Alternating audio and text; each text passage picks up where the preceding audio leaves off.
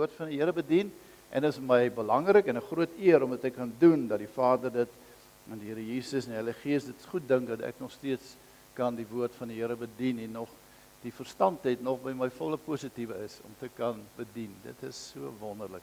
Ek wil met jou lees vanmôre uit Handelinge 1 vers 1 tot 5. Handelinge 1 vanaf vers 1 tot en met vers 5. Nou, die skrywer van Handelinge is die geneesheer, hy was 'n dokter gewees, Lukas. As jy wil gaan lees, waar staan dit? Kolossense 4 vers 14, praat hy van die geneesheer Lukas. Nou Lukas skryf, hy skryf 2, hy het eers geskryf die evangelie van Lukas, en tweedens skryf hy die Handelinge. Nou toe hy die evangelie van Lukas skryf, draai dit op aan 'n sekere persoon. Want jy sien, daai tyd het hulle net geskryf nie, die ons wat geleerd was, het dit aan iemand opgedra. En hy dra hierdie verhaal, die evangelie van Lukas, draai op en hy sê, aan u hooggeagte Theophilus. Hooggeag beteken iemand bo die normale mens, iemand met 'n hoë rang, 'n hoë aansien, 'n baie gerespekteerde persoon, 'n persoon wat in die Romeinse tyd hoog aangeskryf was. Met ander woorde, hy was een van die groot hoë beamptes in die Romeinse regering. En nou skryf hy aan hom, en hy dra die boek Lukas, die evangelie van Lukas aan op. En nou skryf hy weer, en dis nou 'n paar jaar daarna. En hy skryf weer aan Theophilus, maar hierdie keer gebruik hy dit anders. Die eerste vers sê, eerste verhaal Theophilus. Hy sê nie hooggeagte Theophilus nie. Hy sê die eerste verhaal Theophilus, hy kon net sowel gesê broeder Theophilus, het ek opgestel oor alles wat Jesus gedoen en geleer het. Nou, hoekom skryf hy nie nou hooggeagte nie? Iewers op die pad, dink ek, die Bybel sê nie vir ons nie, ons weet nie wat die geskiedenis sê nie vir ons nie, maar iewers op die pad moes hierdie ou by Jesus uitgekom het. En hy moes die Christelike leer aanvaar het, en iewerster het hy sy ampt verloor. Want jy sien, om Christus in jou lewe in te bring, is somtyds moet 'n mens opofferinge doen, as jy dit doen. Somtyds draai die hele wêreld teen jou. En al jou familie en jou vriende en almal draai teen jou somtyds wanneer jy Jesus aanneem as verlosser en saligmaker. Ek wil amper sê in die meeste gevalle. Selfs in jou posisie op die myn, in jou posisie in die maatskappy of waar jy gewerk het, as hulle hoor jy's hierdie ou wat met die Here pad loop, dan skuif hulle jou een kant toe. En ek dink dis wat met hierdie man gebeur het. Hy het alles verloor, hy's gestroop van alles, omdat hy 'n broeder in Jesus geword het. En skielik is hy nie meer hooggeagte nie, skielik is hy net Theophilus, of broeder Theophilus. Mag ons ook maar net broeder Theophilus bly, en nie hooggeagte wees nie. En dan gaan hy in vers 2, hy sê, tot op die dag dat hy opgeneem is, nadat hy aan die apostels wat hy uitverkies het, deur die Heilige Gees bevele gegee het, en wie hy ook na sy lyde om lewend vertoon het deur baie kentekens, terwyl hy gedurende 40 dae aan hulle verskyn het en oor die dinge van die koninkryk van God gepraat het. En toe hy nog met hulle saam was, het hy hulle bevel gegee om nie van Jerusalem weg te gaan nie, maar om te wag op die belofte van die Vader wat julle, het hy gesê, van my gehoor het. Want Johannes het wel met water gedoop, maar julle sal met die Heilige Gees gedoop word, nie lank na hierdie dae nie. Nou, ons is nou in die tydperk na Jesus se opstanding uit die dode. Ons het so 'n paar Sondae terug en Vrydag terug, het ons die begrafnis, ons het die kruisiging beleef en ons daaroor gepraat, en dat in die Sondag het ons gepraat van die opstanding, en nou daar 'n tydperk verloop tot met die wegneming of die opraping of die hemelvaart van Jesus, toe hy na die Vader gegaan het, en waar hy nou aan die regterhand van die Vader sit.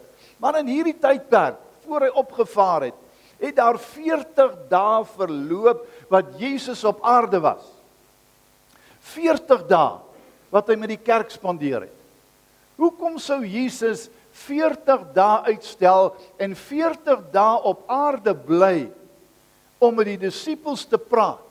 Hoekom het hy nie dieselfde dag na sy opstanding en so 'n week daarna nadat hy met hulle gepraat het om self hiervandaan verskoon en opgevaar in die hemel en aan die regterhand van die Vader gaan sit? Hoekom sou dit 40 dae neem wat Jesus op aarde aan sy disippels verskyn en aan almal wat vir hom lief was en almal wat hom dien en hy verskyn aan verskeie mense en hy openbaar homself en hy bring homself tot die lig en mense sien hom en mense eet saam met hom, mense praat en luister en hy kommunikeer met hulle en hy help hulle en hy leer, hy doen alles. Hoekom sou Jesus dit gedoen het? Ek wil 'n tipe van 'n antwoord gee vanmôre in my gedagtes wat in my denke opkom. Jy sien wat vir my belangrik is wanneer ons gaan kyk na vers 2. Hy sê tot op die dag dat hy opgeneem het, nadat hy aan die disippels wat hy uitgekies het, deur die Heilige Gees bevele gegee het. In die week kom iemand vir my kuier, een van die boeddhas en ek is so dankbaar dat ek ook dan 'n kuiertjie kry. So af en toe kuier ons vir Willie, pastoor Willie en hy kom kuier by my, maar ek was ook bly dat nog mense by my kom kuier en hy sit daar by my en ons sit en praat. En ons praat oor die eindtyd. En ons praat oor moeilike tye. En die vraag wat hy vra is, hy sê, hoe sal mense die swaar van die lewe wat kom en die moeilike tye wat kom, hoe gaan die mense dit kan deurgaan en trotseer as hulle nie eers vandag toegewy is nie? En terwyl ek in die week verder loop, toe is die vraag aan my hart, Here, hoe kom ons vir al ons laste en probleme? En ons vanmôre kyk na die fotoshow wat Rose op haar stuite sit en sy wys vir ons die familie, ou Gerard se lewe, sy foto's, pragtige ding, pragtige jongman. En ek dink by myself, Here, hoe het ons oor hierdie tragiese gebeurtenis gekom? Julle ander wat al deur het gekom het, weet. Dis nie maklik nie. Hoe kom 'n mens deur 'n tragiese probleem? Hoe kom 'n mens deur 'n probleem wat vir jou te groot is en jy by die werk sukkel en hulle wil jou afbetaal of jy het jou besigheid toegemaak of jy het jou plaas verloor of al hierdie dinge het jy verloor deur insolventie of wat ook al. Hoe kom 'n mens ander kant uit jou eie uit kan jy dit nie doen nie. Dis nie onmoontlik nie, want jy kom op 'n punt wat jy voel, Here, dis nou te veel. Ek kan net nie meer verder nie. Ek luister nou die dag na iemand wat vir my 'n boodskapie stuur en vir my sê, ek kan nie meer nie. Ek kan nie meer nie, die probleem is net te veel.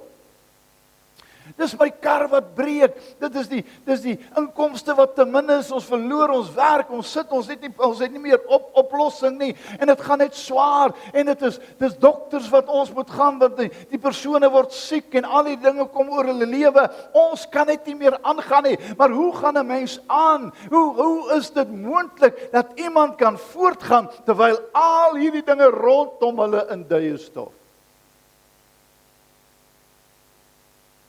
Ek dink die antwoord lê in hierdie tweede vers. Nadat hy deur die Heilige Gees aan hulle bevele gegee het. Die Here Jesus wou een ding by sy disippels los. Uiteindelik wat hy vir hulle gesê het, hy was besig om vir hulle te leer rondom die koninkryk, en hy het net oor die koninkryk gepraat, wat hy eintlik gesê het in hierdie 40 dae, het hy vir hulle kom sê, luister, julle het nou vir 3 jaar saam met my geloop, ek het julle geleer, ek het julle gehelp, ek het julle gewys, en julle het gesien, en julle het die duisende mense gesien wat gevoed is, julle het die dooies gesien wat opgestaan het, julle het mense gesien wat siek was, blindes wat genees is, en nou is dit julle beurt. Nou is dit julle beurt. Nou moet julle kom practice wat julle gaan preach. Julle moet nou kom en aan die mense vertoon wat ek vir julle geleer het en kom bewys lewer dat julle nou gereed is om dit wat ek van die koninkryk vir julle gegee het om uit te dra, om dit vanmôre uit te dra. Met ander woorde, nou staan julle nie meer op die kantlyn nie, nou is dit tyd om te begin doen wat ek van julle verwag. Hierdie disippels het nie geweet wat wag op hulle nie. Van hulle het seker gedink om die evangelie te verkondig is 'n lekker show. Almal like jou en almal dink jy's kostelik en kosbaar. Maar hulle het nie geweet dat die manier hoe hulle aan die einde van hulle lewe sal kom eintlik bitter swaar gaan wees nie. Van hulle is gekruisig. Petrus is onderste bo gekruisig want hy wou nie soos Jesus gekruisig wees nie. Jakobus se hoof is afgekap. Paulus en al hierdie en Johannes en so het almal gesterf op hul eie manier, gemartel, party het hulle deur die strate gesleep en ander mense het hulle met klippe doodgegooi en al hierdie maniere. Hulle het nie geweet wat wag op hulle nie en daarom was dit vir hulle nie sommer 'n inspring besigheid nie. Nee, Jesus sê iets anders. Hy sê, julle is nog nie gereed nie. Ek moet eers 40 dae met julle spandeer sodat ek vir julle kan vertel wat ek van julle verwag. Mense, om die Here te dien en sy evangelie uit te dra, is nie sommer 'n hier-jy storie nie. Jy kan nie sommer net 'n pastoor word omdat dit 'n lekker, cozy job is nie. Omdat jy dink om 'n pastoor te wees en of in die bediening of 'n gemeente te bedien, al sou jy net 'n ouderling in die gemeente wees, om te dink dat jy gaan nou hierdie sirkel om bo op jou hoof hê. Jy is nou heilig en jy het engelvlerkies nie. Daar is 'n groot verantwoordelikheid wat op die kind van die Here wag. Daar is 'n groot verantwoordelikheid wat op jou en my rus. Los maar die predikante. Kom ons kom terug na die gemeente en die gemeentelede toe. Ek wil vanmôre vir jou sê, daar's net so groot verantwoordelikheid op jou as wat op enige ander predikant of enige iemand kan wees. En daarom is die Here Jesus besig vir 40 dae, leer hy hierdie mense, 40 dae spandeer hy saam met hulle, 40 dae loop hy en beweeg hy saam met hulle, openbaar hy homself aan hulle en doen hy sekere dinge wat so belangrik is, vers 3 sê. Ek wil sê vers 3. En wie hy ook na sy lyde hom lewend vertoon het deur baie kentekens. Hy het in hierdie 40 dae het Jesus homself aan die mense vertoon. Hoekom het hy dit gedoen? Sodat hulle hom kon sien. Hier waar hy sê, hy het hom lewend vertoon, beteken het, hy het hom geopenbaar sodat hulle hom kon sien. Want jy sien 'n mens, glo die meeste wat hy sien. As ek vir jou 'n ding sê, dan wonder jy altyd, is dit die waarheid? Jy wonder of dit so is. As ek vir jou sê, jou voertuig daar buite se band is pap op hierdie stadium, dan gaan jy uit, maar jy wonder of ek nou 'n grappie gemaak het, of dit regtig die waarheid is. En dan gaan kyk jy vir jouself. En as jy daar kom en die band is nie pap nie, dan sê jy, ja, ek het geweet, hy maak weer net 'n grap. Maar as dit so is, dan sê jy, ja, waarlik, hy het die waarheid gepraat. En dit is hoekom dit so belangrik is, dat Jesus moes aan hulle verskyn, want dit was die eerste en die beste manier, hoe hulle sou onthou, wie hy is en onthou, dat hy die dood uit opgestaan het, en onthou dat wat hy sê is die waarheid, hy moes homself aan hulle openbaar, hulle moes hom sien, kerk van die Here. Ek wil vanmôre sê, 'n gemeente is leeg en arm, en is swak, as hy nie Christus in hierdie gemeente sien nie. Ons kan baie storieetjies hê, en ons kan baie planne hê, en ons kan baie programme hê, en ons kan baie sangers hê, en ons kan baie predikers hê, en ons kan baie dinge doen in hierdie gemeente. Maar as Jesus nie opdaag nie, gaan nie niks gebeur nie. As die Here nie opdaag in hierdie plek nie, dan bly dit leeg. As die Here nie opdaag in hierdie plek in 'n diens soos hierdie nie, dan gaan ons hier uit, en ons lyk maar net soos ons gelyk het toe ons ingekom het. Niks sal verander nie. Want dit gaan 'n gewoonte wees. En dis mooi gewoontes, daar's niks fout met dit nie. Dis 'n goeie gewoonte om na die plek van aanbidding te kom. Maar as jy kom met die regte bedoeling, as jy kom met die regte doel, dan is dit die moeite werd. As honderde mense wat groot gemaak word met elke Sondag van kindsdae af kerk toe gaan. Sondagskool, katekese en uiteindelik voorgestel en aangeneem. Daar's baie mense wat deur dit kom.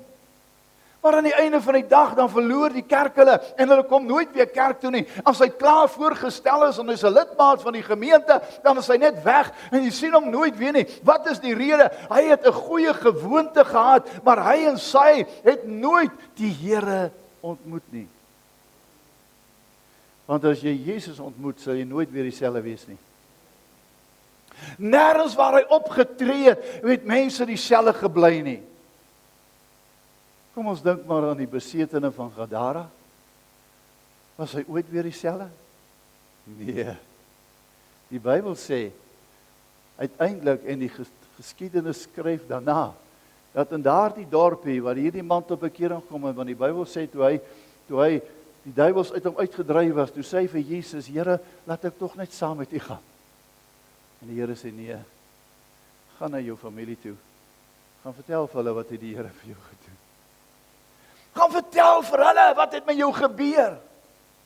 En die geskiedenis sê, die geskiedenisboeke wat mense aflei, wat oor vertel sê, dat daar het 'n gemeente in daardie dorp gekom, deur hierdie man gestig, en honderde mense het tot bekering gekom, en daarom was dit daar waar die evangelie van Jesus sy snelle loop gehad het, en baie mense het die Here gevind.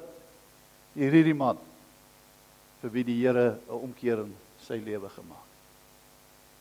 Julle, ons bid so baie goed en ons preek so baie goed. Maar as daar een ding is wat uitstaan of uit moet staan, in enige preek en in enige gebed, dan is dit dat Jesus moet opdaag. Deur sy Heilige Gees. Want jy sien, hy sit aan die regterkant van die Vader. En hy sê, is beter dat ek weggaan, want as ek weggaan, gaan ek die Gees na julle stuur, die Heilige Gees. Hy sê, en hierdie Gees gaan julle lei en leer in alles. En daarom leer hy, dis wat hier geskryf staan, hy sê, hy het deur die Heilige Gees bevele gegee. Die Heilige Gees moet in jou hart werk.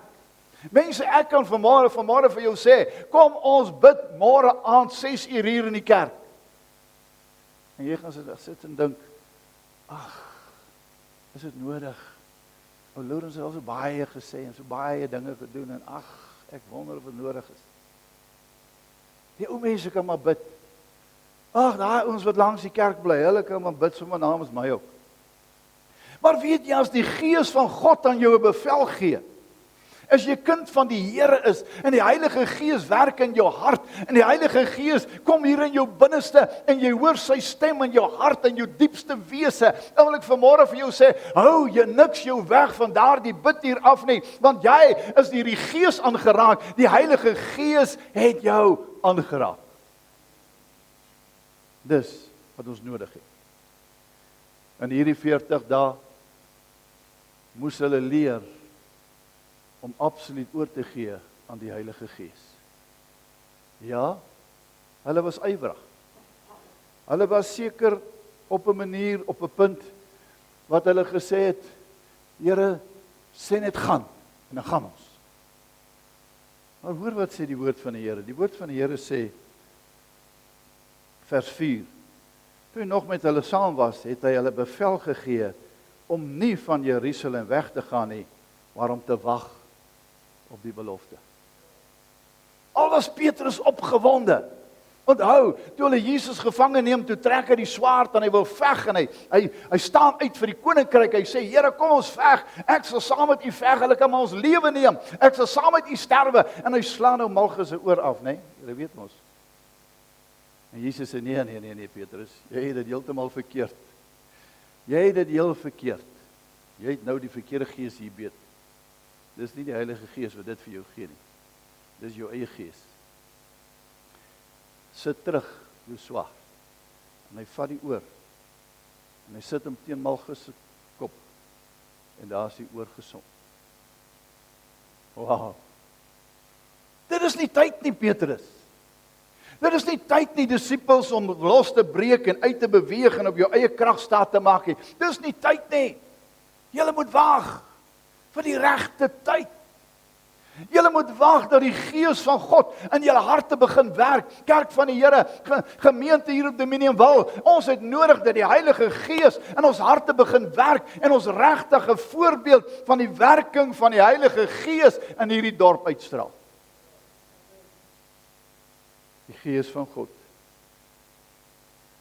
moet in en deur ons beweeg. Anders sal hierdie gemeente nooit tot sy volle reg kom waarvoor die Here hom geroep het nie. Dink jy die Here het hierdie gemeente geroep om net brood en vleis en eiers en meel en wat nog al uit te deel? Is dit die volle roeping waarvoor die Here ons geroep het? Dis 'n deel daarvan. Maar daar's 'n verdere roeping.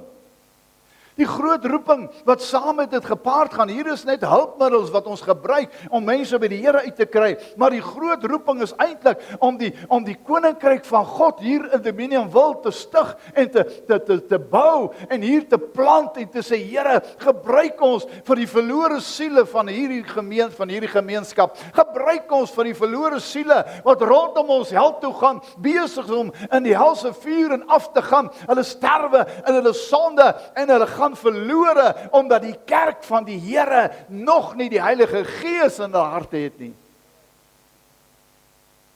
Want as die Gees van God in jou hart werk, dan beweeg jy om in die koninkryk te bou. Ek onthou 'n vrou wat ek eendag teëgekom het, my vertel, sy was 'n haarkapster in Bloemhof. En sy het baie vrouens hare gedoen. En ag, sy het baie vir die wêreld geleef. En al vloekende is sy aangegaan en vuilste grappe vertel. Amper sê ek so sommige haarkappers. Ja, party, nie ons haarkapsters nie, dank die Here daarvoor. Maar ek my hare laat sny ek en rous hier in Dominion Wal, het ek nog nie een vloekwoord gehoor terwyl hulle my hare sny nie.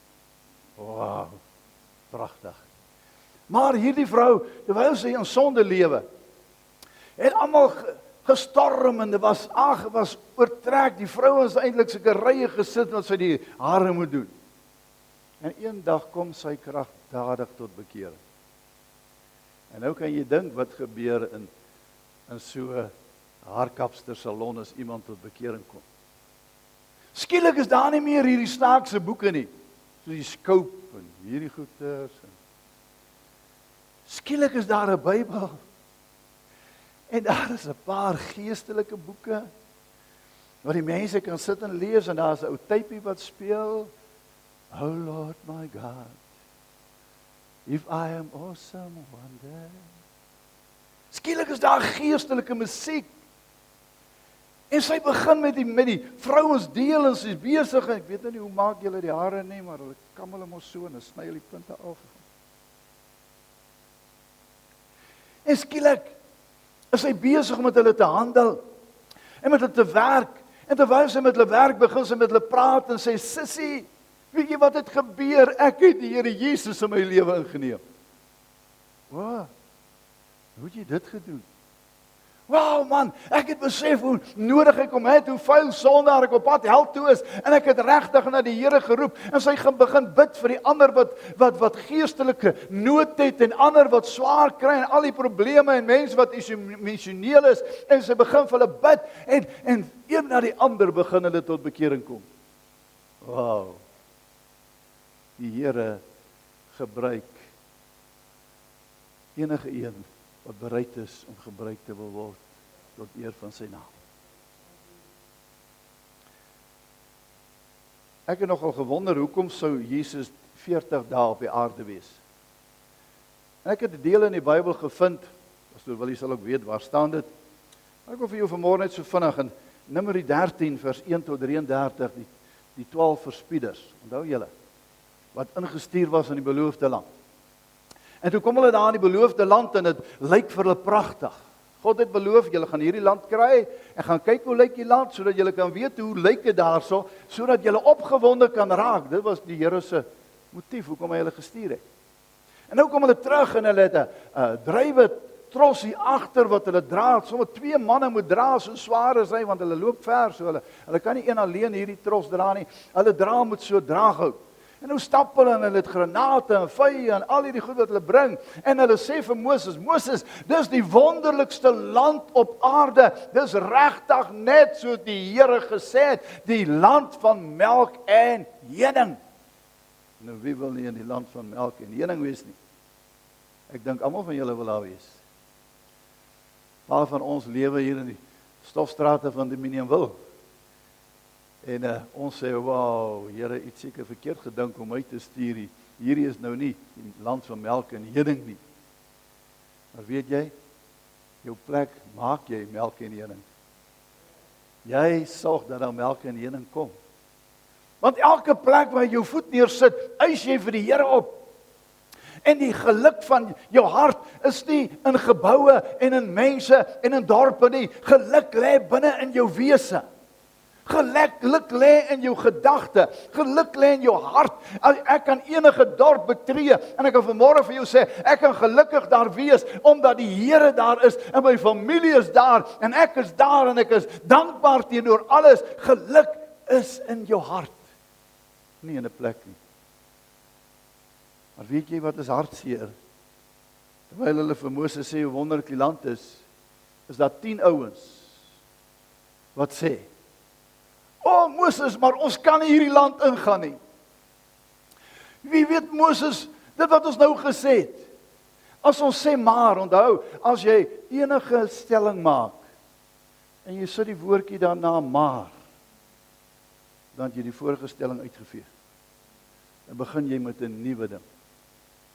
En nou sê hierdie verspieders vir Moses, hy sê Moses, hierdie land is regtig soos God gesê het, maar Moses, wat weg. Hierdie land het die reuse. Hulle verteer die mense. Ons is so sprinkane in hulle oë gelyk. Het jy al gevoel soos 'n sprinkaan? Dis wanneer jy nie meer hoop het nie, dan voel jy soos 'n sprinkaan. Dit voel of hulle jou gaan doodtrap. En nou sê hierdie ouens, Moses, hulle gaan ons doodtrap, hulle gaan ons vernietig, hulle gaan ons heeltemal om die lewe bring, daar gaan niks van ons oorbly nie. En wat sê die Here? En hy lees, as jy gaan lees in 14 vers 33, nou, daar's net 2 ouens, voor ek daar kom, 2 ouens wat opgestaan het. En dit was Josua, en die ander een? Caleb, nee, hierdie 2. En die 2 ouens skeer hulle klere. Hulle skeer hulle mantels. Hulle sê Moses moenie luister na hierdie ouens nie. Hulle praat nonsens. As die Here met ons is, dan is alle dinge moontlik. As die Here saam met ons is, dan gaan ons nie sprinkane wees nie. Ons gaan geseëndes van die Here wees, want hy is saam met ons. En nou wil hulle tel hulle klippe op. Hulle wil hulle doodgooi. En die Here verskyn. En hy praat met Moses. Hy sê vir die volk, so sê God, dis nadat Moses ingetree het, want die Here wou eers die volk uitwis. Maar toe sê hy, gaan sê vir die volk, hulle gaan 40 jaar in die woestyn rondtrek. 40 jaar gaan hulle in die woestyn rondtrek, Numeri 14 vers 33. Totdat hierdie hele nageslag van die ouens wat nou gemurmureer het, almal dood is. Dan sal hulle kinders sal die beloofde land ingaan. Maar nie hulle nie. Dit was God se besluit. Liewe mens, 40 jaar het hulle in die woestyn rondgeswerf. 40 jaar in 'n klein gebied wat net sand is en berge en klipkoppe. En hier het hulle gebly, die Here het nog vir hulle gesorg. Maar een na die ander het hulle dood gegaan. Tot almal dood is. Liewe kerk van die Here. Ek dink vir 40 dae het Jesus op aarde vertoon. om die mense geloof op te bou. Ek dink hy was 40 dae onder sy disippels en onder die kerk van die Here om vir die kerk net weer nuwe hoop te gee en hy het aan hulle verskyn sodat hulle hom kon sien. Want as hulle hom nie gesien het nie, dan het hulle gesê, sien is glo, en ons het hom nie gesien nie, so ons weet nie of dit die waarheid is nie, so ons gaan maar vis vang, want dis wat gebeur het net daarna, net voor hulle hierdie gesprek gehad het, en toe Jesus uit die dood het opstaan, toe sê Petrus, ek gaan vis vang, en daar gaan hy, en die ander vriende van hom, gaan saam met hom, hulle gaan vang vis, hulle het vergeet van die Here en hoekom die doel van die kerk en al hierdie goeders, hulle is weer terug op die ou paaie van hulle lewens. Teruggedraai, dat dit wat hulle agtergelaat het, toe hulle Jesus begin volg het. Nou kerk van die Here, vir 40 dae vertoon Jesus homself aan sy kerk. As daar een begeerte is wat ek vanmôre het, is dat die Here vanmôre hier moet instap. En hy moet hier voorkom staan. En hy moet sê, kyk na my. Ek is julle Here. Kyk na die spykermerke in my hande. Kyk na die spykermerke in my voete. Kyk na die merke, littekens van die doringkroon wat ek gedra het, om vir julle almal te betaal. Dat hy vanmôre hier moet opdaag. Maar weet jy, kerk van die Here, as ons hom nie vanmôre kans gee en geleentheid gee om op te daag nie, dan gaan ons weer net so hartseer en net so swak hier uitstap. Ons gaan genadiglik, die enigste manier om hom uit te hou, is uit jou hart uit. Uit die gebou uit sal jy hom nooit uithou nie. Want die Bybel sê, terwyl hulle by mekaar was en die vensters toe was en die deure gesluit, toe staan Jesus in hulle midde. En hy verskyn in hulle. Niks kan hom uithou nie. Daar's net een ding wat hom kan uithou, en dis uit jou hart uit. Jy kan alleenlik hom uit jou hart uithou, maar nie uit die heelal nie. Jy kan hom uit jou hart uithou, maar nie uit die kerk nie. Jy kan hom uit jou hart uithou, want jy sien Openbaring 3 sê vir ons, hy sê ek staan by die deur en ek klop. Jesus gaan nie in nie. Hy sê hy wil die deur oopmaak. By hom sal ek ingaan en met hom altyd hou. As jy jou deur oopmaak, die deur van jou hart, sal hy inkom en hy sal met jou maaltyd hou, fees vier. Want jy sien die handvatsel van jou hart sit aan die binnekant. Elke hartsdier het net een handvatsel en is aan die binnekant en daar word hy oopgemaak, nie aan die buitekant nie. Ek kan hom nie vir jou oopmaak nie. Jy kan nie my hartsdier oopmaak nie. Niemand kan jou hartsdier oopmaak nie. Net jy kan hom oopmaak. Die Here kan hom oopbreek, maar hy doen nie dit nie. Hy wag vir jou. As jy wie tot my nader, tot hom sal ek nader. Hy wie my aanroep, hom sal ek verhoor. Soek my, terwyl ek te vinde is. Roep my aan, terwyl ek naby is. Hy gee vir jou die oornis, en hy sê, maak jou hartsdeur oop. En daarom, kerk van die Here, is dit so belangrik, dat ek glo, dat hierdie 40 dae wat hy saam met sy disippels gespandeer het, juis was, om nie weer hulle dieselfde fout sou maak, wat die Israeliete gedoen het. Dat hulle nie weer dieselfde fout sou maak, om nie die wonder van God se reddende genade aan te neem nie. Want hy het vir hulle alles gegee. Hy het vir hulle gesê, dis julle land. Hy het gesê, ek gaan saam met julle. Hy het gesê, ek stuur Moses saam met julle. Hy het voor hulle uitgetrek in die wolkkolom en in die vuurkolom. Hy was daar, hy het vir hulle die kwartels en die manna gegee. Hy het vir hulle alles gegee wat hulle nodig gehad het. Maar hulle het hom verwerp, ten spyte van alles. En nou sê Jesus vir 40 dae, Saai, ek openbaar myself aan julle, sodat julle nie weer 'n verkeerde besluit kan neem nie, sodat julle die regte besluit moet neem. En daarom saai deur sy Heilige Gees. En ek sê vanmôre weer, as die Gees van die Here jou nie help nie, gaan niemand jou kan help. As die Heilige Gees nie jou hart opwek nie, gaan jy allerhande versoekinge en allerhande verskoninge hê. Hoekom jy nie die Here wil dien nie.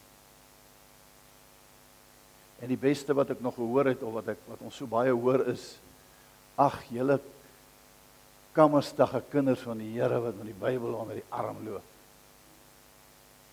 En met die duiwel agter julle oor. Mense, daai verskoning, dis hoekom ek nie kerk toe gaan nie. Ek gaan nie kerk toe nie, want my buurman doen dit en dit en dit en dit, en my buurvrou doen dit en dit en dit en dit, en dis die verskonings. Het ons regtig 'n verskoning voor God? Ek wil vanmôre vir jou sê, al gaan niks teen jou tel nie, wanneer jy voor die troon van God staan nie, kan hierdie uur, hierdie boodskap vanmôre eendag teen jou tel. As die Gees van die Here vanmôre gespreek het in hierdie plek, en hy het vanmôre tot jou hart geroep en met jou gepraat, en jy sou hier uitgaan en nooit weer 'n kans kry om jou hart vir die Here te gee nie, en jy voor God verskyn, sal hierdie boodskap vir jou afspeel. En jy sal sien hoe jy hier gesit het en geluister het na die ware woord van God. As die Heilige Gees jou nie vanmôre kan raak nie, kan niks jou raak nie. As die Gees van die Here nie vanmôre vir jou oortuig, jy's 'n sondaar wat die Here nodig het nie, kan hierdie valseun dit glad nie doen. Net die Here kan. Net die Heilige Gees kan vanmôre. En daarom wil ek afsluit vanmôre en saai vir ons hierso, die een ding wat ons wil uitstaande hier, Jesus wys aan ons, hy sê, maar julle moet eers wag. Julle is nog nie reg nie. Wag tot julle aangedoen word met die krag uit die hemel. En dis wat ons wag vir die volgende gebeurtenis, na ons hierdie diens wat ons vandag hou, in die toekoms, na die hemelvaart. En die volgende in ons lewens gebeur, die uitstorting van die Heilige Gees. Maar julle moet wag, sê hy, julle is nog nie gereed nie. Jy kan sommer nou begin en net links en reg wil gaan preek vir mense, maar die Gees van die Here dryf jou en gebruik jou en seën jou nie daarvoor nie. Ek wil afsluit met die volgende. Numeri 14 vers 24. Terwyl hy praat oor Kaleb, sê die Here God die volgende. Hy sê, niemand sal die beloofde land ingaan nie, behalwe julle kinders en hierdie twee mense. Nie is Moses nie, want Moses het ook gesondig langs die pad, mos ongelukkig is hy gediskwalifiseer om in te gaan.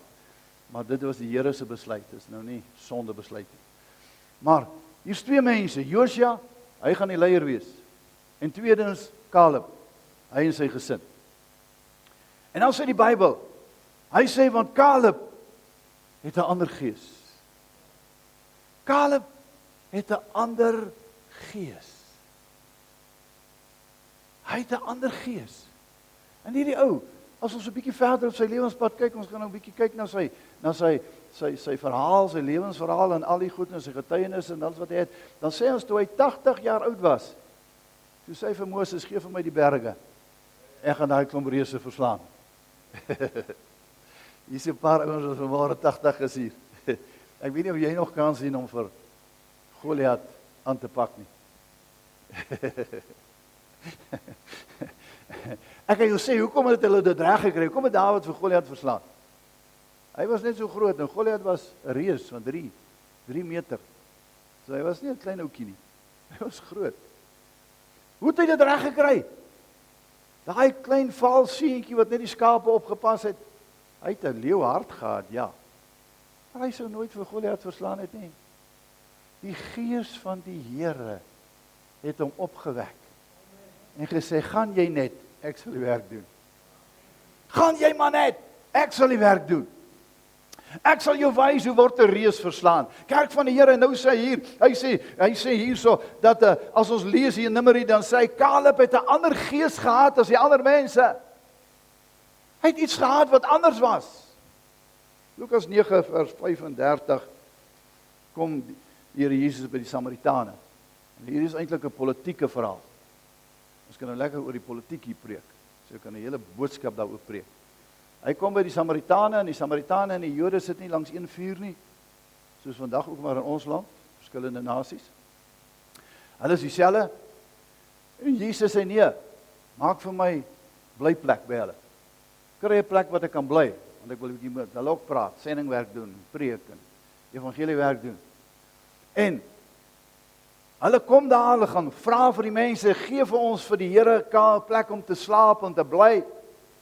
En hierdie ons sê nee. Ons soek hom nie hier nie.